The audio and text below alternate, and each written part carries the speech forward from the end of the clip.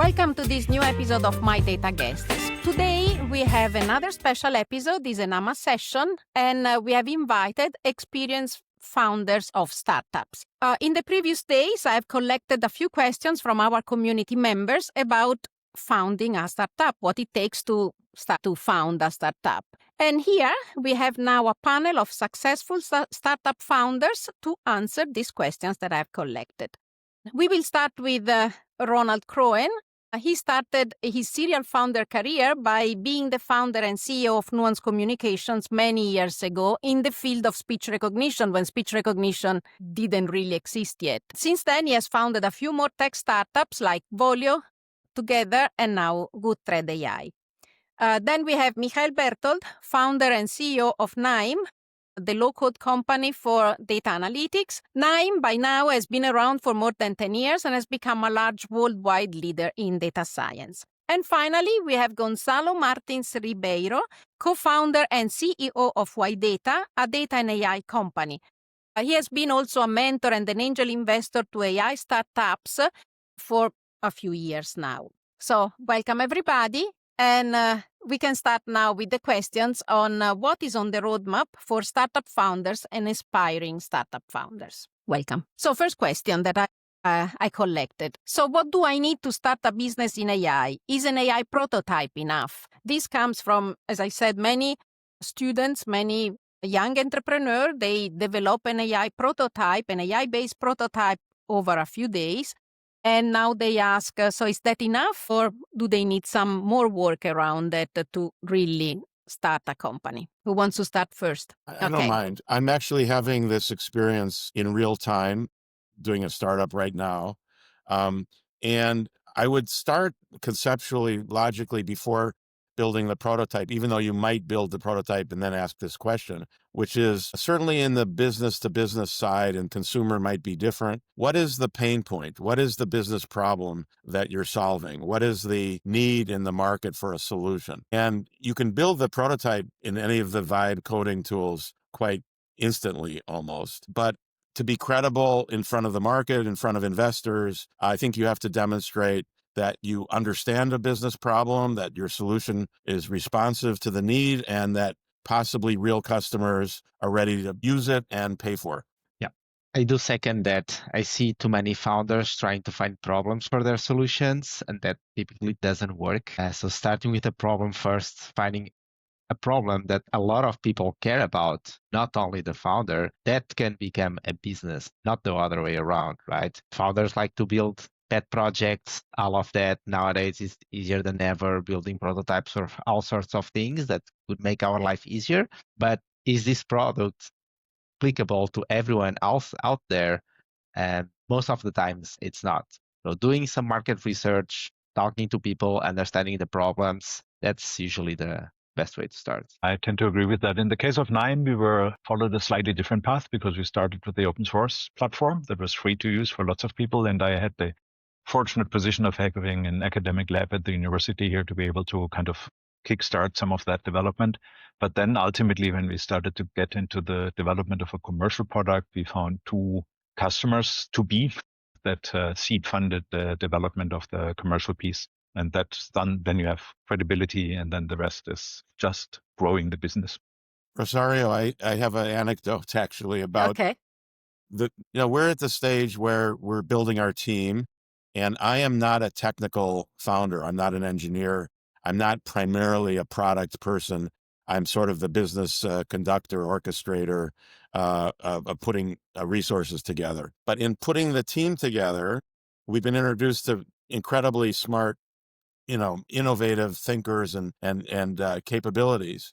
And the story of one of them is illustrative of where we're at, what you're asking. He is a deep AI guy with natural engineering chops, came out of a B2B SaaS business where he was employee number 3, but the CTO effectively over a 7, 8, 9-year period even. He would be very relevant to our business, both on the technology side, and we're in the vertical market of marketing and advertising.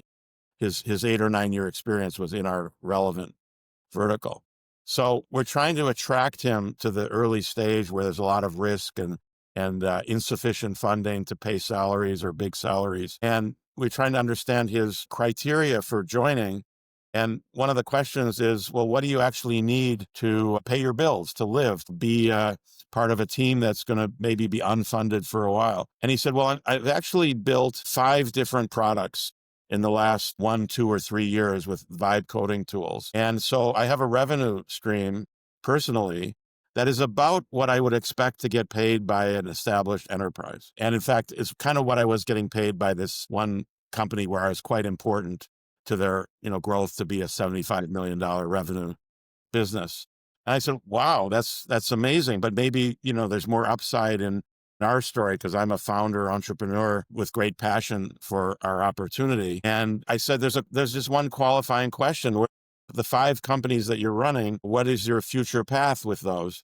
And I asked the question, how many other people are part of your team in any one of those 5 companies? And the answer was a little surprising to me, but maybe not so surprising. The answer was none. Every one of my 5 businesses, I'm the only person in the business. So what does that tell you? A lot of different things potentially. Number one, the qualifying question, the reason I asked it was I wanted to know if he could work in a team, if he would be cooperative and collaborative with other people, because quite independent-minded, creative engineering types can be quite independent-minded. And that seemed to be one of the conclusions I drew from that. And by the way, what kind of business thinker is he? The typical startup these days, the VCs pattern match to a technical founder and a business founder.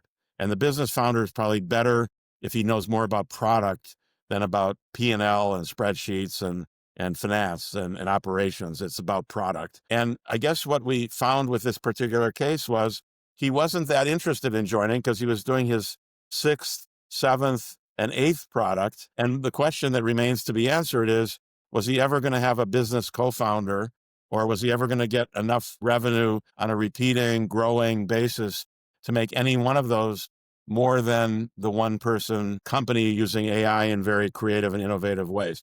I think it tells a lot about where the market is today and where a founder, particularly a technical engineering founder, might be starting. There is another question that came in, and is, do I need a co-founder? Can I do everything by myself? That was one of the questions. Well, it's a great question. I think I partly answered it, but I don't know.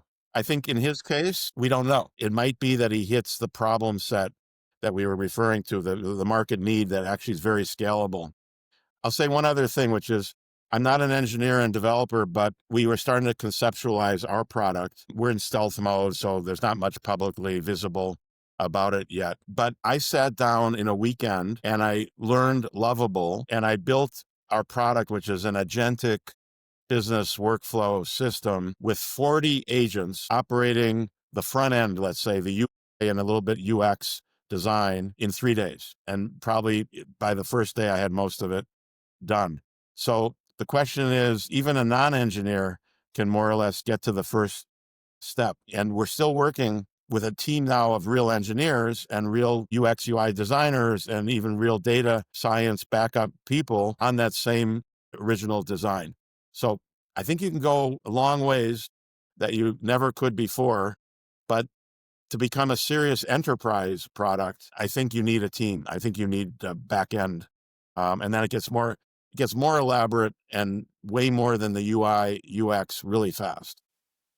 I usually say to founders that building the product is the easiest part.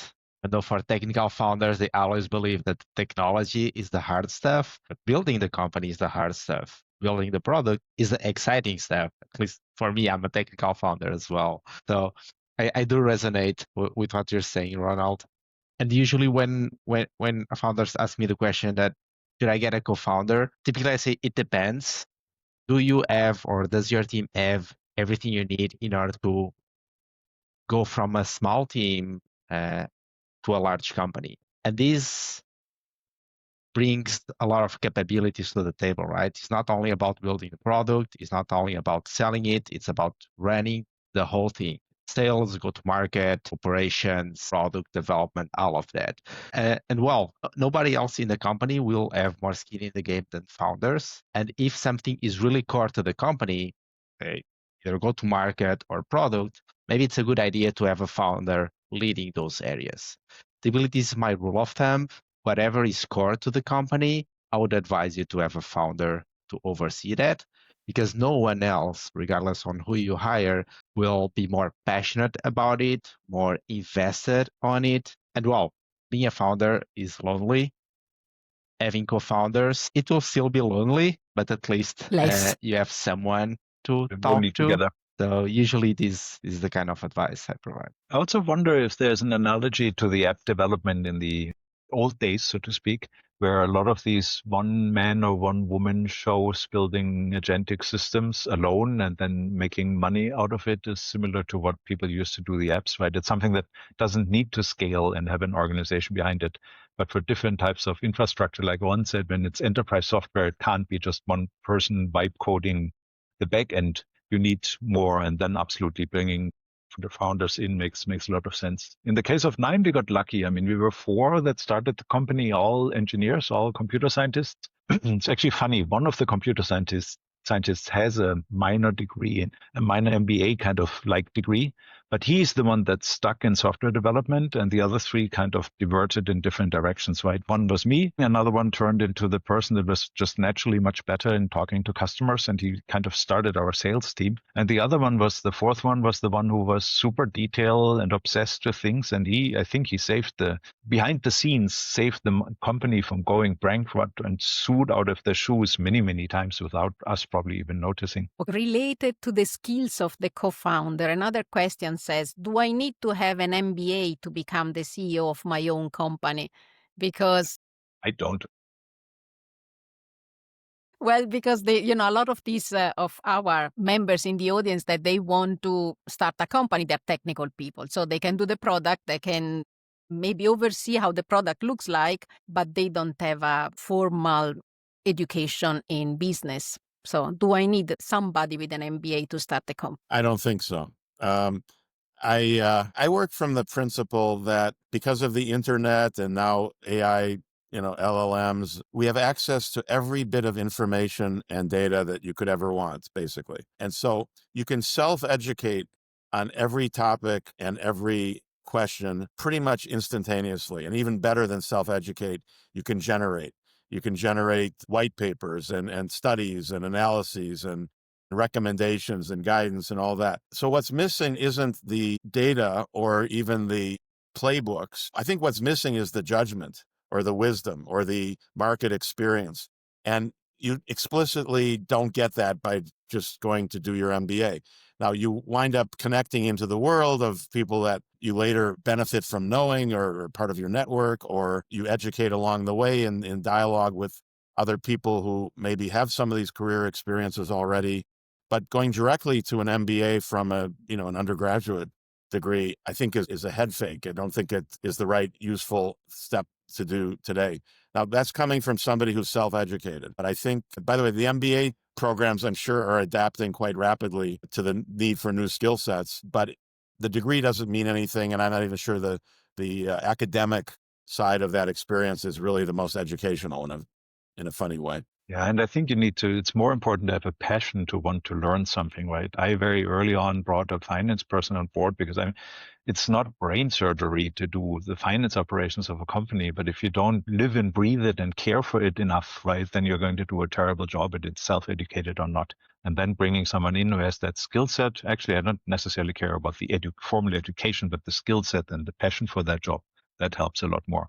So I think a technical person can grow into an MBA-style CEO if that technical person cares enough about that and wants to do that. Yeah, I do agree.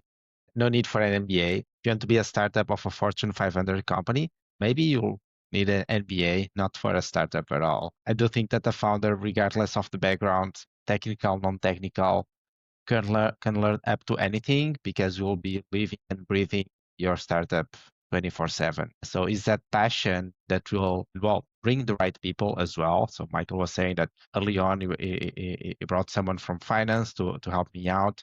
That's what the founder needs to do. If you're lacking a capability that's becoming important, you find a good person to help you with that, and you'll learn it eventually because, a founder won't be relying early on someone else to oversee something really core to the company, the founder will be involved and will learn it eventually as well. So being hands-on, learn by doing and learn by other people, that would be the fastest route to build a company. So another area, besides the MBA, another area where we got a lot of questions and they're still about the skills to get to start a company, is the legal part, because I think that many people who develop products don't have a passion for legal. So I guess that's why the question came.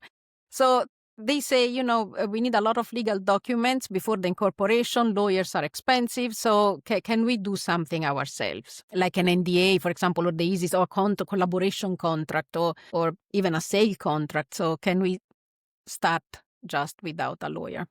I can pick on that one if you want. So the early days, the legal part, I wouldn't say it is expensive because you can find all the acceleration programs, incubators, even companies like Stripe and others have programs for startup where they offer incorporation services and like the pack of template documents for as low as $500. That's not a roadblock to start the company at all. We work with one of the most prestigious law firms in the US. They're not that expensive unless you grow a lot and you start doing a lot of expensive things. Then it can get expensive, but the early days is not. So I wouldn't say that's a topic of worry, to be honest. And I'll go a step further, which is there's a shift that's required now. If you're young and just getting out of school, you may not be a victim of bad habits or old style of thinking and working. But I'm going to say it in the extreme, but I think it's pretty close to the accurate way to think about it. You can generate anything with ChatGPT or Claude or any model you like, Gemini, you know them all. Don't assume that you have to understand something before you generate it, because the power of the intelligence and the expertise that's embedded in these models is so significant that the old way used to be, and I have some of, experience with people that are oriented to, I see the question, let me go think about it. And then, by the way, I'll ask an LLM maybe along the way. And I say, no, don't go think about it. That's a waste of time. You're costing yourself competitive advantage and opportunity every hour, day, half day, minute you're thinking about it. Ask the LLM the question, and then it'll ask you what it wants you to do, what you want it to do next. And you'll probably be 10 steps ahead of where you would have been even just thinking about the first question. So the old habit is, let me think about it. The new habit is, let me prompt the LLM and react, read, interpret, edit, adapt, prompt the next set of attacks or questions. And maybe that's widely accepted now, but we're at a very interesting point in the market where both on the individual usage of personal agents and tools and in the business usage and adoption of AI, I think we're all over the map. The plot chart would be quite distributed of how far people are along, how committed are they, how trusting are they, how ready are they to rely on these tools. But for sure it's coming, and for sure the old way isn't going to get you very far. So when you apply that to the legal question you asked, it applies to every question in my mind. Just ask it to generate ask it one of the models to generate the startup documents. And guess what? In 10 minutes, you'll have the entire set of startup documents. You do then have to read them and say, well, wait a minute, is there something strange here? Or, there's a prompting technique, which is now becoming fairly well understood, which is give the LLM the persona or the profile of how you want it to think about your problem. So tell the LLM, let's say Gonzalo has the top law firm in the Silicon Valley as his legal advisor. Tell the LLM you want it to answer as if you were that law firm. And it will actually take a slightly different approach than if you just give it its generic, you're a smart LLM. And then you can say, check it against two other law firms that will challenge the way the first law firm interpreted my question and gave me my generated output. But once you go start into this process, it's in $20 a month, you can get a whole business plan organized and a business plan launched and the documentation for it. And it's pretty amazing. I tend to agree with that. First of all, I mean, incubators tend to have a lot of support there, and AI does 90% of the work these days. Absolutely. And then the other part is maybe also in our case, some point in time you read through the contracts and you just say, this will never ever matter. Yes, there's a clause in there that fundamentally, if we do X, Y, Z wrong, Amazon can sue us to death. If Amazon wants to sue you to death, they'll do that anyway, right? It's pointless as a 3-person company to try to be 100% bulletproof. So let's move to the next question then. Another frequent question is, how do I find my first customer? And somebody wrote my first paying customer. Important difference. So any suggestion on how to approach and find the first paying customer? I think, isn't that the famous Friends and Fools network that you use, where you just call people that you know? I mean, in our case, those were people that we knew from my previous life at the pharmaceutical software company. They followed me, they knew what I was doing, they were approaching me. Can we do something together? That's, I think, the way to do it. You're not going to find them through marketing efforts. Do you agree? Yeah. I in our case, we're in a vertical domain of marketing, and we've been in this industry. It's a little bit what Michael said. So everybody can be sort of 1 degree of separation from somebody you know if you've been around for a long time. If you're a student and you haven't been in the commercial world, I think it's harder. I think it's trickier.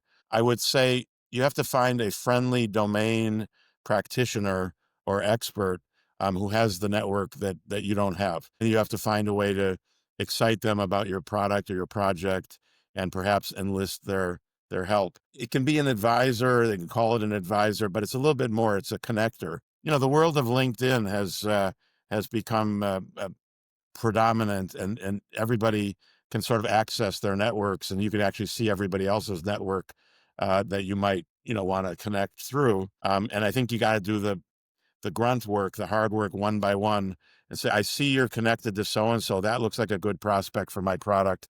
Would you mind making a warm introduction? And, I've been around a long time. I have a pretty big LinkedIn network, but I'm doing exactly what I just described still for our company.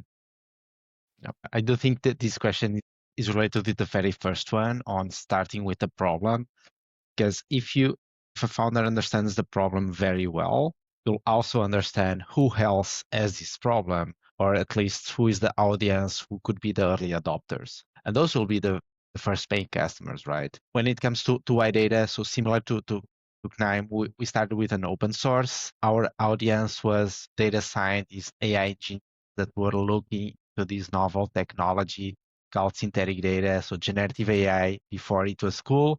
This was 2000. So we had a very specific persona that would use our product, and we looked online. So this persona were all over the world, and we looked online for where they are, bringing them into our team.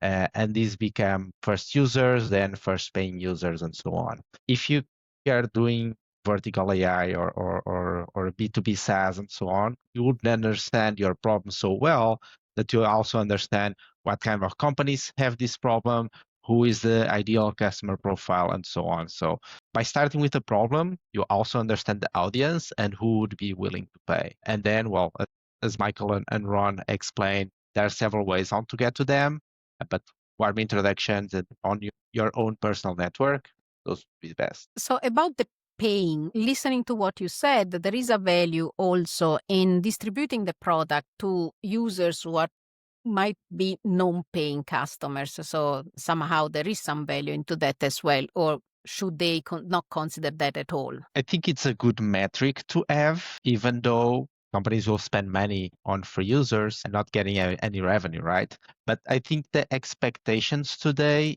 is that you should be able to try whatever you want before becoming a paying customer. Having this expectation, many businesses don't really have much choice on their go-to-market on providing something for free, but this will vary from one company to the other.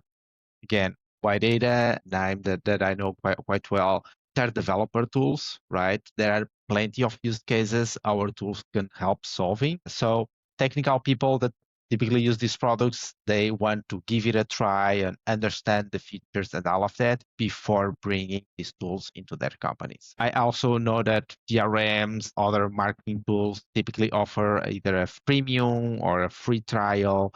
So depending on the business and the go-to-market strategy, might be a good idea to have this kind of free tier.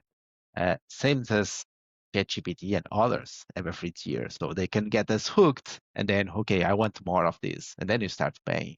So this has been becoming more and more common nowadays because of the expectations of the audience, I would say. And it also depends a bit on the product, right? If you're selling a single user kind of thing, then having a free trial, all of those models work. But in our case, for example, I mean, we had the free user tool was free, but the rest was an enterprise product, and developing that for free for a non-paying customer, you need a little bit more buy-in from that. I mean, it's also a multi-year kind of project. You need much more of a buy-in from that customer. So they should be paying. Ron, do you have an opinion about that? I like what the, other two gentlemen said. There can be a case where quick adoption is accelerated or lubricated by a free offer, but it doesn't also bring the seriousness of commitment that you want to be able to show.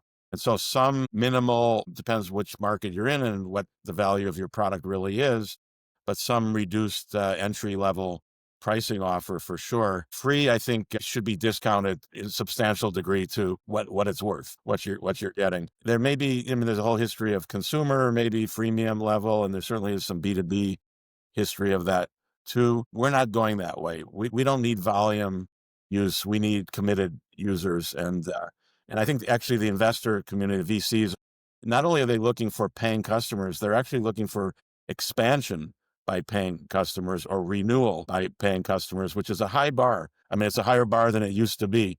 So just getting a number of free customers is not very persuasive to the investor. That even one-time first users is used to be enough, I think, but it's not exactly getting all the credit for validating your power of sustainability and durability of your product in the market. Okay, so you mentioned the investor board. I have a long list of questions about investors. I selected only 3. Okay, so let's start with the first one. The first one asked, do I need investors? Why do I need investors? No, founders need cash. Companies need cash. They don't need investors, right? That's a great answer.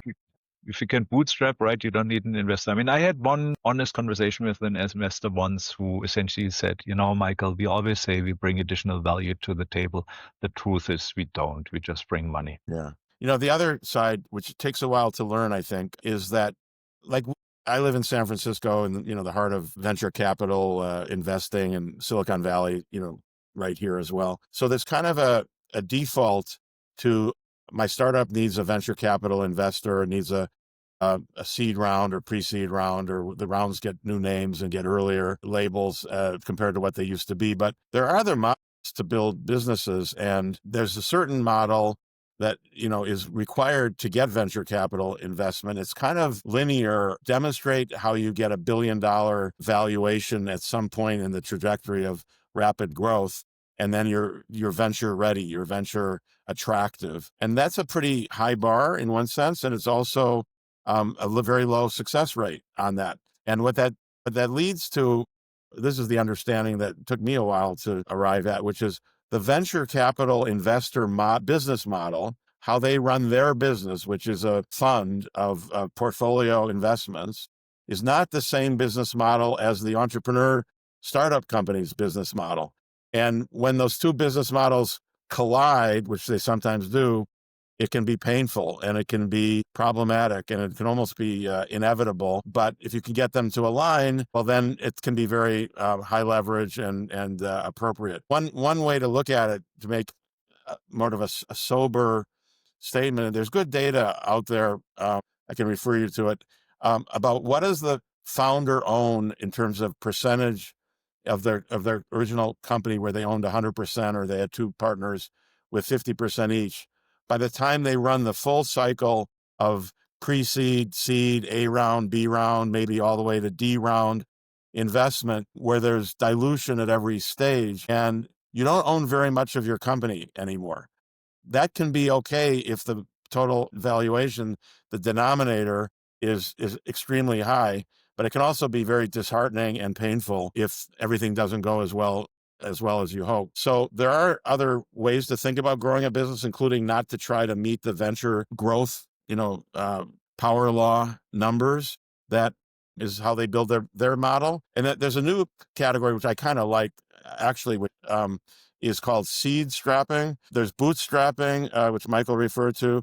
Seed strapping might be you get enough to do what Gonçalo was referring to. You do need some cash to get people to be able to pay their bills and put food on the table while they're joining a higher risk early stage venture. But maybe you can get to a crossover point and generate revenue quickly, or cover your expenses, or be extremely capital efficient. I think it's a very attractive way to look at the model for a lot of reasons, but you have to be able to achieve that too, build your product and get it into the market and get revenue, as we were talking about a minute ago.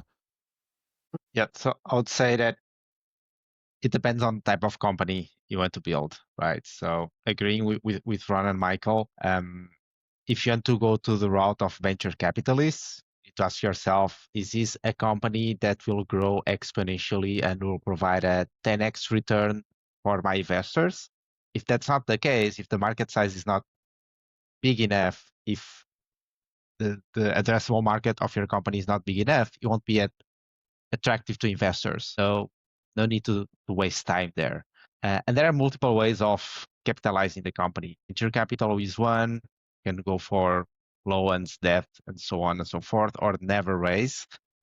So it's always a good idea to understand what kind of company one wants to build and decide how to capitalize if you actually need it. If you can build something really quick and start selling it, well, the best way of growing the company is with revenue. It's not with venture capital. But again, in this market, many times the first to market, the pioneers, tend to get a lot of attention, and typically software companies have monopolies. So you can think of, who am I going to use to do search? There is Google, and then there's everyone else.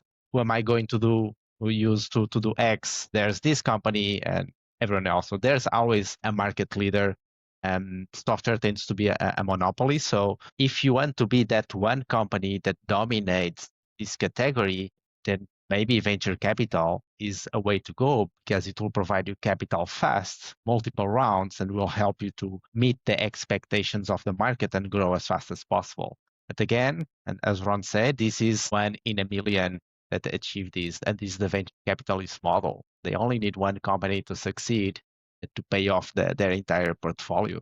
So there are a lot of questions founders need to ask themselves. Understanding how venture capitalists work helps a lot. There are some good books about it. Understand this business model and how this will impact your company as well.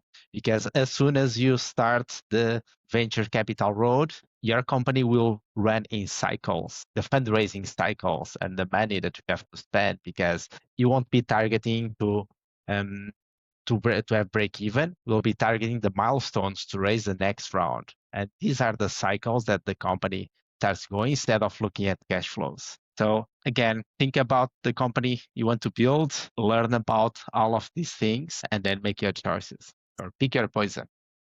So let's say that the first customer can be the first investor practically, if he pays enough.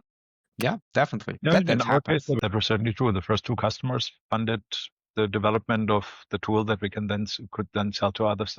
I mean, we were essentially self-funded until we then, about 7 years in, when we were already at 2.5 million revenue. That's when, for us, bringing one investor on board made sense, because we needed, or we wanted, probably also needed in that space, to expand into the US more by not just one person at a time whenever you could afford that, but really make a bit of a splash in the US and be open an entire office. And that's when bringing an investor on board made a ton of sense. You mean?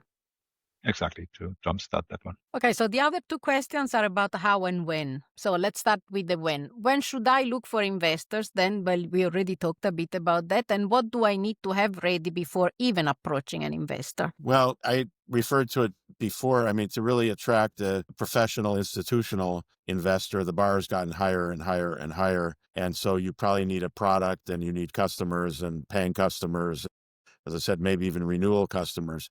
But there are friends and family and angel level investment possibilities. And there are a lot of successful entrepreneurs that have had liquidity events in these wonderful growth companies over the many years, certainly, but a whole new crop of AI founders are liquidating or finding liquidity. So it's possible if you have a compelling proposition and you're the right person to attract a very one-off angel or series of angels. What are they investing in when you have only an idea and yourself? They're investing in you. So you can evaluate not necessarily the market, not necessarily the product, not necessarily the opportunity. All those are relevant, but probably they're going to be investing in the team, one founder, one team of two co-founders or more, and then all those other things that follow, because they're going to expect you to figure out the market and the product and the customers, and all of that.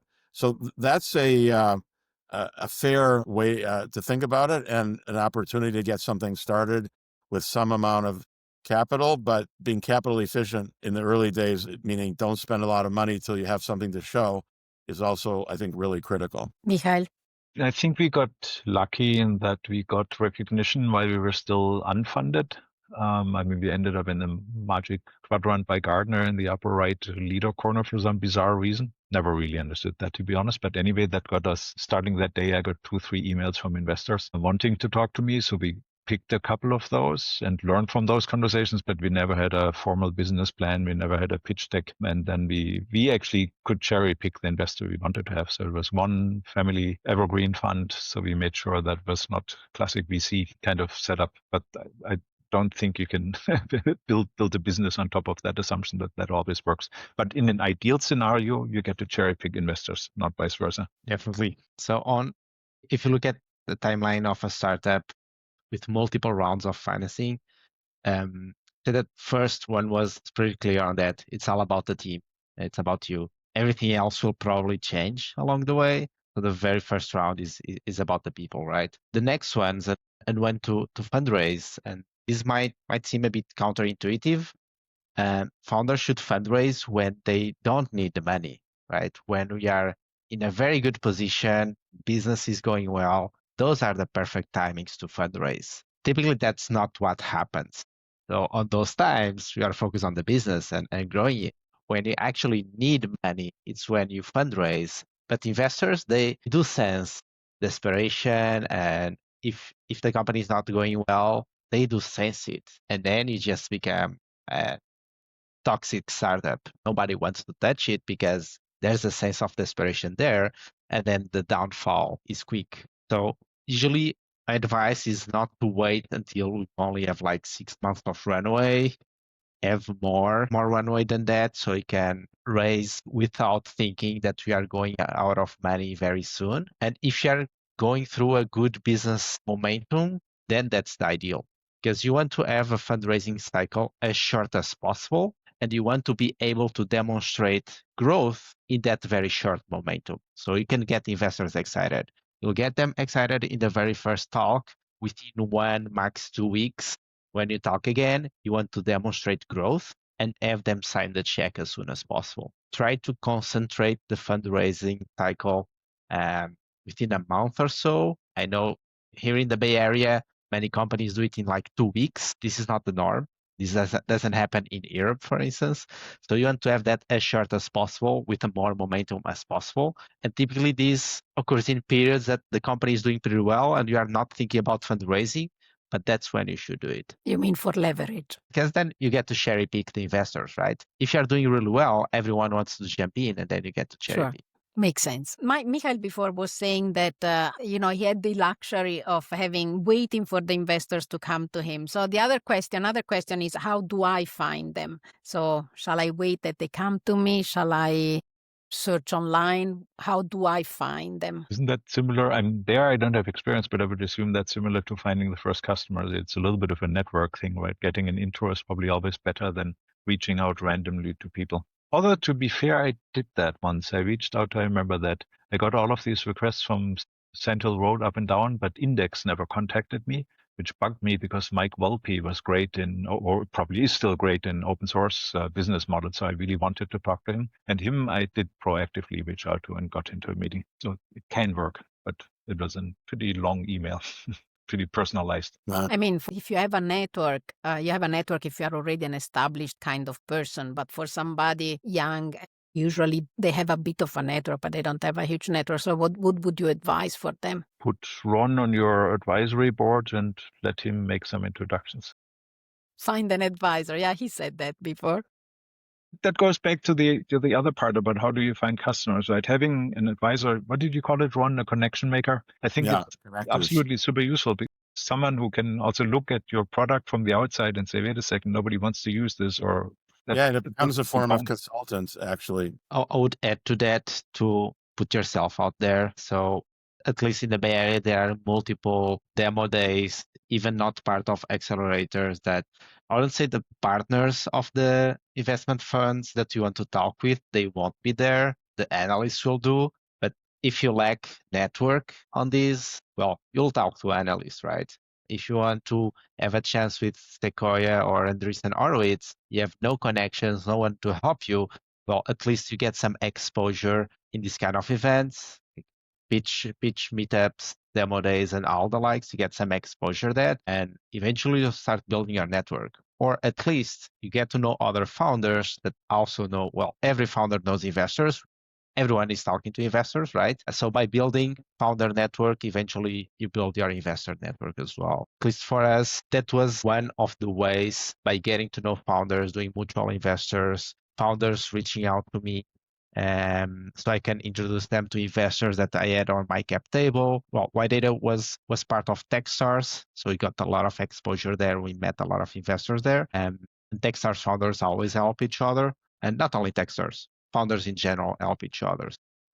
It's all about building your network. Okay, so another question that we got mainly from European startuppers was that where and when I should incorporate. So especially the where, because they say, do I have more chance for my company to become successful if I incorporate a company in the US? I don't think that's necessary. I mean, we incorporated in Switzerland. We were part of the Swiss incubator system. By the way, I highly recommend that setup. And they have an international network. They even have offices in San Francisco. So we spent a year in San Francisco at their, what did they call it? Don't remember anyway. And they have all of the resources we really need to then move later to the US. It's fairly easy, but I don't think you need to be incorporated. We had actually a term sheet on the table where when we then finally raised money, where one of the conditions was that we'd relocate to the US. That's just a little bit of bureaucracy, but I don't think that is a prerequisite, but maybe I'm wrong. I don't know. You guys from San Francisco, maybe everybody has to be in Delaware. Well, I am European and I moved to San Francisco. Actually, at first I moved to Seattle, then I moved to San Francisco. Usually I say that the company headquarters is where the founders are, not where you incorporate. And it will depend. If you're European and you incorporate you have a Delaware C Corp, and you keep living in Europe, that doesn't make any difference at all. You do have a shell company in the US and nobody cares about it because you are living in Europe and your company will be European because that's where the founders are. In our case, we wanted to build an American company. Our market is the US, of course, Europe as well, but we decided to target the US first and build an American company. So being in the US, having a Delaware C Corp, having all of these startup playbook to be attractive to US investors, it was key. But if it's not the case, if you want to build a company in Europe and only later on move to the US, you can definitely incorporate in Europe, do your business there. Don't waste time and focus on thinking about the US if it's not what you want to do. Ron, do you have something to say about this one? No, you skip it. No, I agree. I agree with what's been said. I really don't think it matters. And if it does come to matter because you have an investor, I don't know, maybe they have conditions on what their portfolio must consist of. They'll put it in the term sheet and you can do the legal transformation that's required. It's administrative, I think. It's not strategic. I don't think it's a substantive issue. Okay, so we have reached almost the end of this podcast. So I have one last question and then we can finish it here. So what would you advise, what would be, in your opinion, the first step to start a company? What would you advise a young startupper to do first when starting a company? I can go first, perhaps. Find someone willing to pay for what you're building. If I had to go back, this would be the advice I would give me first. Obsess over that. Usually technical founders tend to obsess over the technology and the product. That's the exciting part for us. But finding the people willing to pay for it, that's what makes a business. And that's what counts in the long term. Yeah, but I think I'd complement that with you still should believe in what you're doing, and not just because there's a market opportunity and you want to become filthy rich in the next 12 months, because that doesn't work out either. Yeah, and I like that as a sort of an entree to the thought I wanted to add, which is I think the critical quality, let's say, of leadership is for sure, but possibly entrepreneurship is self-awareness. And so I think it's not that as a young, just whatever, college graduate or even, drop out of college, which is also a fine qualification, is to have some understanding of why you're doing it and what it requires of you once you start doing it. And it's very difficult until you do it to realize the burdens and the stress. And it's easy probably to be enamored of the glory and the imagery of founding a company and being an entrepreneur. The reality, as Michael started to say, is it's really hard and it's really uncertain, and you have to deal well with that degree of risk and potential discomfort, because you'll have it. Now, in today's world, I don't know how easy it is to get out of school and secure a job at the entry level anyway. So I think it's definitely worth the reflection of what can I do other than being an employee, which has got even quite a bit of uncertainty and insecurity, even, unto itself. I don't know if there's a guarantee path, even with a great education and a great diploma and great talents and intelligence and skills. So I definitely think it's worth considering. And I think maybe I'm saying, yeah, look at yourself now, but it's not so much you'll have a conclusion about who you are and what you should do, but you'll raise your attention to that side of the equation, if you will. And that probably will have a big impact on either whether you get gratification from doing it and more than often than not, whether you have success by doing it. Okay. If there is nothing more to add, then I would close this podcast here. Thank you for accepting this invitation and for sharing with us your experience as a startup founders. And thank you to the audience again for listening to us. Thank you, Rosario. Thank you, gentlemen. Having us. You're giving me wind